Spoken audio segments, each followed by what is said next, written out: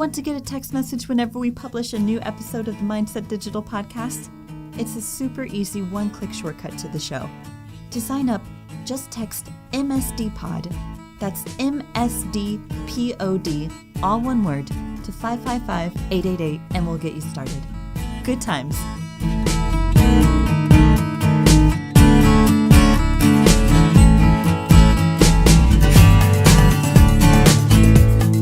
With more than 2 million apps available today, how do you know what to try? Solid recommendations from actual users can make all the difference in what you decide to add to your phone. And that's the point of this all-new episode for the Mindset Digital podcast called, Hey, check out this app. Hey! Out the app. Out the app. Check it out. Out the app.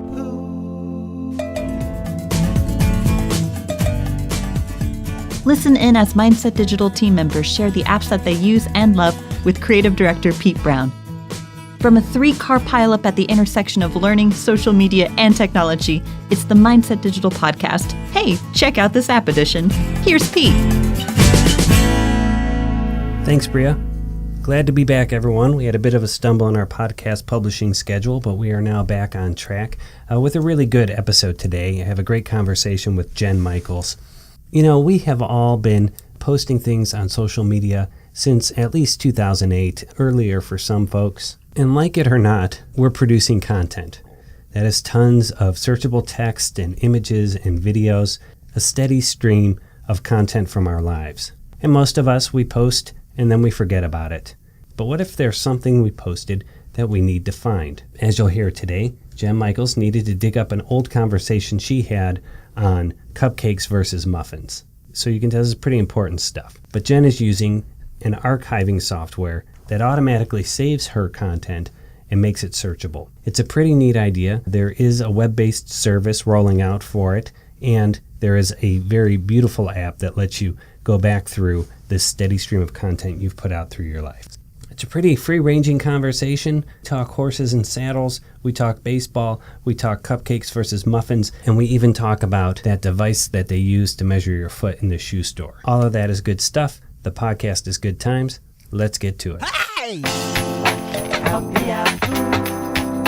Out the app. Check it out. Out the app. All right. Jen Michaels. Pete Brown. First of all, it's good to see you. Yeah, good to see you again, too. So, to remind the audience, you're our live events designer. Yeah, I think now my title is Content Strategist for Learning Experiences. Okay, very cool. And Yeah, I've but it leveled seems up. to me like you have been going on the road a bit lately. Yeah, I have been on the road. I just got back from Philadelphia. We were presenting at the ABA Stonier Graduate School for Banking, which is like a 1-week MBA intensive. Nice. And, I've been to South Bend, all sorts of places. Yeah, very good. And how is the PhD thesis coming along? It is coming, Yeah? slowly but surely. Good. And you're still able to work on it? Kinda. Yeah. I mean, I got to be honest. Mostly I work on the Saddle Geek, my side hustle. So Yeah, sure. Okay. Well, you sent me a note about a week ago, maybe it was 2 weeks ago now, and we just got to connect now on something that we should do for our Check Out This App episode. Yes. So tell me about it. So it all started when Bria was approaching me about this Facebook account she had from years ago that she hasn't deactivated, but she also thought maybe she should, but Yeah. she didn't want to lose the content. Yeah. So I mentioned to her that I use this thing called Digime, Okay. which is like a social media archiving platform. So what Digime does is it's a software, and when I press refresh, it will grab all of my social posts from Facebook and Instagram and Twitter and Pinterest. Like I've set it up Yeah. to grab all of that stuff. Yeah. And it's downloading it into an archive on my local machine. Oh. And then the interface makes it fully searchable. So for example, here's the way I've really used it in real life. Yeah. I had a conversation once on Twitter with friends about what is the difference between a cupcake and a muffin. And we all arrived at, I don't know. And then about 6 months later, I was reading on my RSS reader and I ran into this article from Yeah. America's Test Kitchen about exactly that, the science of what makes a muffin and a cupcake a cupcake. Yeah. But of course, I couldn't remember who I was talking to. So I jumped into Digime and I just typed in cupcake. I was like, show me every time I've talked about cupcake in the last 6 months on social media. And it took me right to the conversation. And then I could hop on Twitter and retag those people and be like, hey, look what I found. Following up. So first of all, where did you come down on that question? I hate to take us off the rails. It has something to do with like the density and the way that it's mixed. So whether or not like one of them has a cream batter and one of them doesn't. It's an interesting article. So icing is not the make or break thing. See, I would No, think it's not icing. And you know what's funny, Pete? I could actually go into Digime and find you that article. So I'll shoot you the link after this. Yeah, absolutely. And we'll put it in the show notes Yeah, there too. you go. Okay. So here's what's interesting. So it's, first of all, it's digi.me. Is that right? Exactly. Okay, so it's a .me. And we live in this age where it seems like almost every backup and saving service is like, we'll back it up to the cloud, and you have to decide, is Amazon get all my photos or Google? But this is interesting that it's actually creating a local instance of everything. Yeah. And what's extra interesting about that, Pete, is that for years it has been a local backup. And I'm still using the one that has local backup. Right. But they also have a new beta version that's backing up to the cloud, Sure. and it's the cloud of your choice. So you can pick Google Drive or Dropbox or whatever you want to pick. Yeah.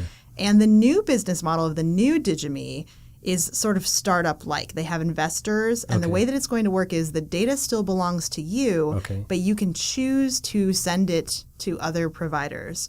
Or, so for example, one of their new partnerships in late May is they have a partnership with the Icelandic National Health Service. I don't know if that's its real name, but whatever that is. Okay. And the Digime app can now give individual users on their phone their vaccination records, their allergies, their medical prescriptions. Oh, very cool. So it's now become sort of this gatekeeper app to help you share lots of different kinds of data. So, for example, Swiss Re is now an investor in their platform. Yeah, so like finance and healthcare are really thinking, how can we take advantage of what Digime calls the consent economy? Yeah. So that makes good sense, though, actually, if you're like, we're going to build this thing to archive social media, and suddenly it's like, what else can we archive? Exactly. Right? That and this idea, I like this phrase, the consent economy, because my data, if I never choose to share it, stays entirely mine. But if I want to sell my data, if I want to send it to a company, there should be some sort of secure encrypted service that makes that possible.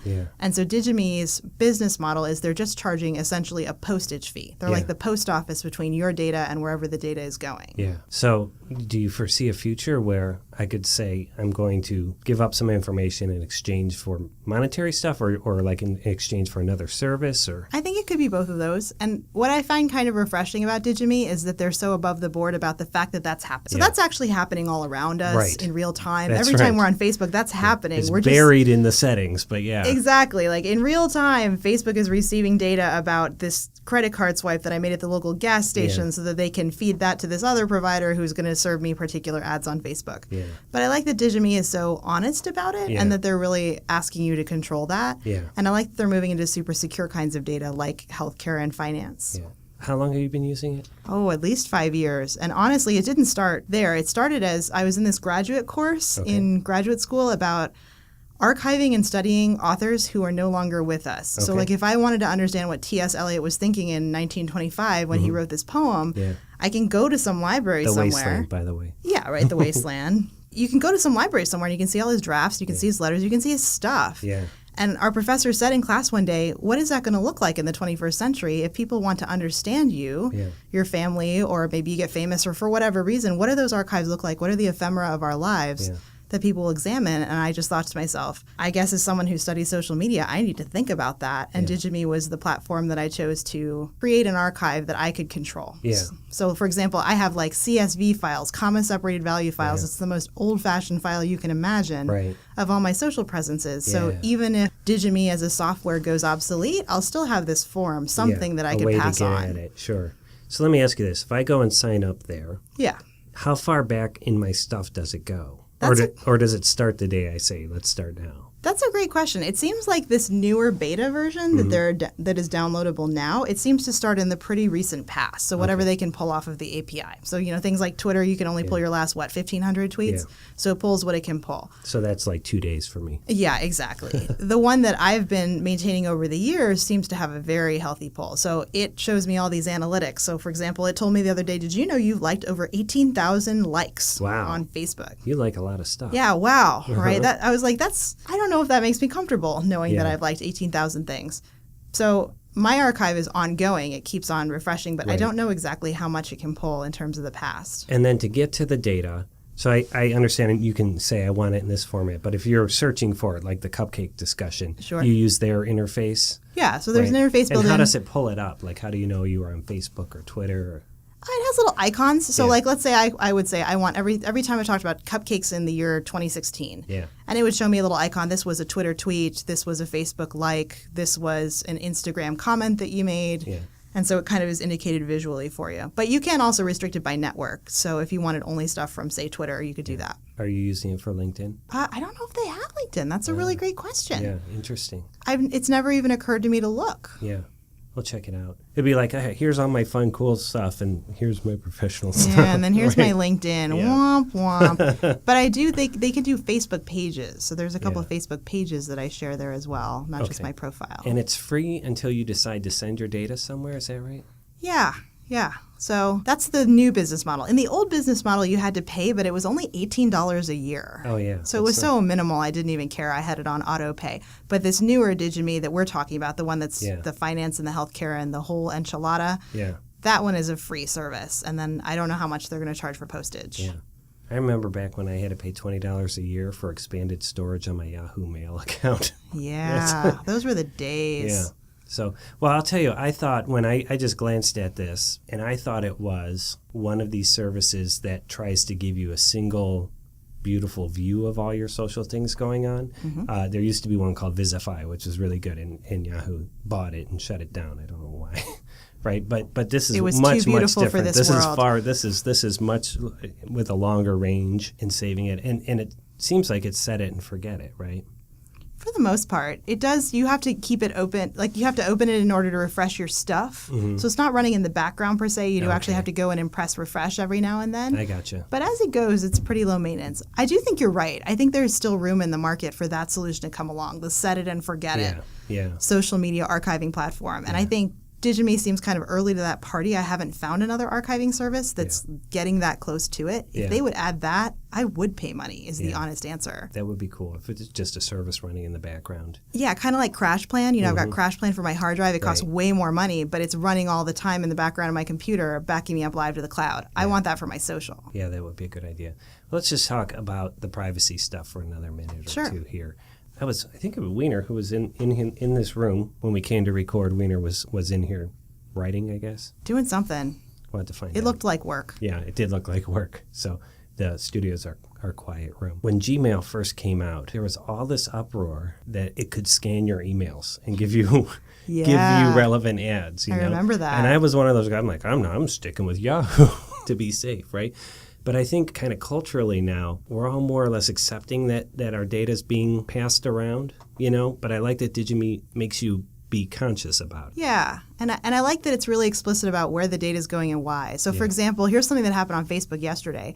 My friend, who also studies social media, so is pretty hip to it, went, wow, I'm kind of creeped out because what happened is I went to this gas station and I paid in cash for 2 items. Yeah.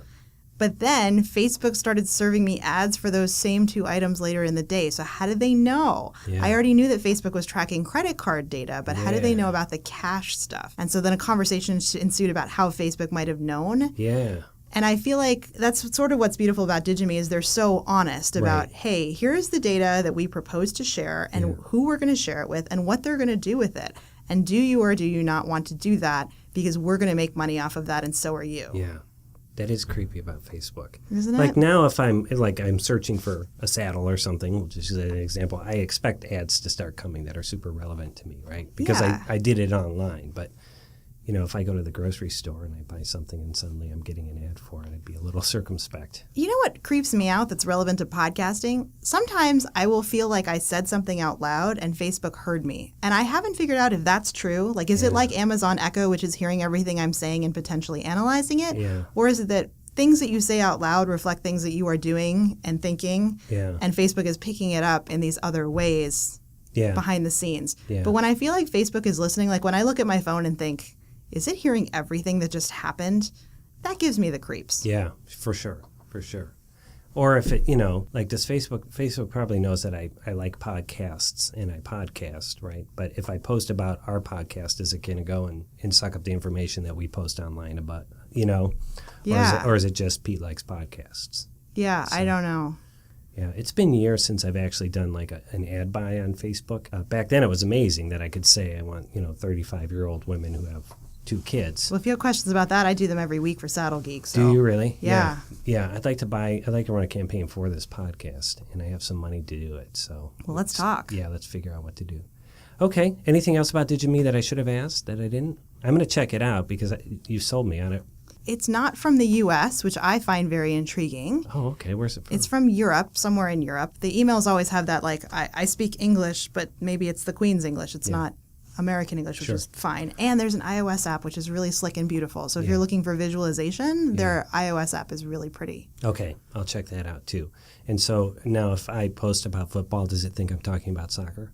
I don't know, but I looked at my Facebook ad settings. It thinks I really like baseball, and I think that's just because I know a guy who's like a baseball critic for a major TV network, and I like a lot of his posts. So I think Facebook kind of artificially thinks I like baseball now, which is not true. Yeah. During like the Facebook boom of 2007, 2008, when suddenly everybody got on it, every person I ever know in a band was like, "Can you like my page?" And so Facebook's understanding of what Facebook thinks I like musically and what I actually like musically are really, really far apart. Well, let's hope they don't ever buy Spotify because you'll be in trouble. Yeah, for sure. I would love it if Facebook had a button that was like, but only because this is my friend, I don't actually like this. He's like I only like this as a courtesy. Don't put this in my ad preferences. Yeah, very cool. Okay, we're going to put some links in the show notes. Jen Michaels, we can follow you on Twitter at Jen_Michaels. At Jen L. Michaels. Jen L. Michaels. And your side hustle is the Saddle Geek. Have we ever talked about it on the podcast before? I don't think we have, I'm super interested in it. Today's been a great day. We record 2 podcasts. I love doing it. And we were talking about Hope's movie review site, right? Yeah. So I think we should talk a little. So many people at Mindset Digital have a side hustle going on. A lot of side hustles. Right? And I think they're great for just trying out the digital strategies, and the 2. So funny you mentioned it, Pete. That's actually why I started it. I'm a horseback rider, and for many years I had been informally advising people about buying saddles, which are pretty expensive. They can go up to $8,500 or more dollars. Right. So it's a substantial investment for people, sort of like buying a car. Yes. And it's the kind of purchase where there aren't things like Consumer Reports or a Kelley Blue Book. You're kind of at the mercy of the people who sell the saddles to give you information. Yeah. And some of them are wonderful, honest people who give you great info, and some of them just want to make the sale. Yeah. So I decided to found this website, thesaddlegeek.com, where I offer truly brand independent advice. I don't sell saddles at all. Yeah. So a lot of my clients who come to me for consultations are saying, I really am just looking for a tiebreaker. I think my local saddle fitter is giving me really great advice. Yeah. I would just feel better about writing that big check if you helped me verify and understand that. how much do saddles cost?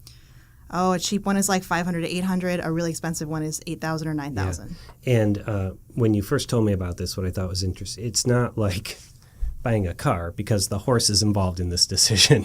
Yeah, the analogy I give people is like, if you want to know what it's like to be a saddle fitter or a client trying to buy a saddle, imagine you're standing outside of a shoe store and there's a woman standing there with a companion. But the woman can't talk to you. Maybe she's asleep or something. Yeah. And you're told by the companion, I need you to run in and get her a pair of shoes that's super comfortable that she could actually run a marathon in with no blisters. But you can't talk to her. Right. And you can't take her in there. And you could like maybe bring that shoe measuring device outside. You can measure her foot and kind of look at it from a distance, but that's it. Yeah. And she can't give you any input on whether she likes the shoe. Yeah. Oh, and by the way, the shoe's going to cost like $8,000 and it's really hard to return. Yeah. That's what these consumers are going through. Yeah. And I kind of wanted to explore. I wanted to share what I knew. Yeah. I love this stuff. That's why I call it the Saddle Geek. I kind of geek out. So it's also been for me about exploring thought leadership and what it means to share and add value for people. Yeah. And I love it. I love being able to kind of be in this niche where I can help other people and share this stuff that I really love. Yeah. Well, and I could see the value of it too, because if you're spending $1,000 or $2,000, just having the reinforcement. Here's what I think is a good idea. What's your take on it? Mm-hmm. You know. And what's really surprised me about the Saddle Geek is when I first found it, I was concerned that people who sell saddles for a living would be really against this site, that they would see me as the enemy. And instead, I've gotten amazing welcome from the community. They've said, you know what? You are doing so much to drive business to saddle fitters from people who would normally just kind of buy it without any professional help. And you're helping us do our job better. And a lot of them say, you know, I desperately wish I had the time to help consumers understand these things. Yeah. But I'm driving from barn to barn, and I don't have the time to do what you do. Yeah. So you are really helping us do our job better, and that's been a huge, wonderful surprise. Yeah. And if a saddle's not good, nobody wins. Even the person who sold it. It's not like, you know, because now we have an unsatisfied customer and an upset horse. Right. So a lot of them really want to do the right thing. They really want to help customers. But if the customer doesn't know the right product is out there and the customer doesn't have a language to talk to this person, it would be like if you tried to buy a car but you didn't even know what an engine or a tire was. Yeah. So I can give people that basic language, and then they can have better conversations. So check it out at thesaddlegeek.com. muffinapp.com. Here's why I love having you on the show.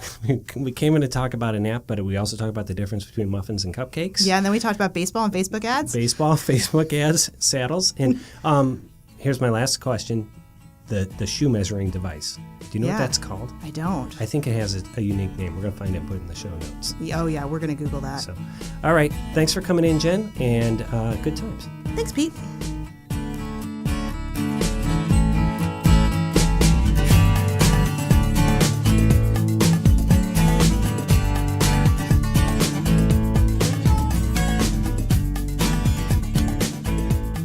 This episode of the Mindset Digital Podcast is produced by Pete Brown, Jessica James, and me, Bria Schultz, and featured special guest Jen Michaels.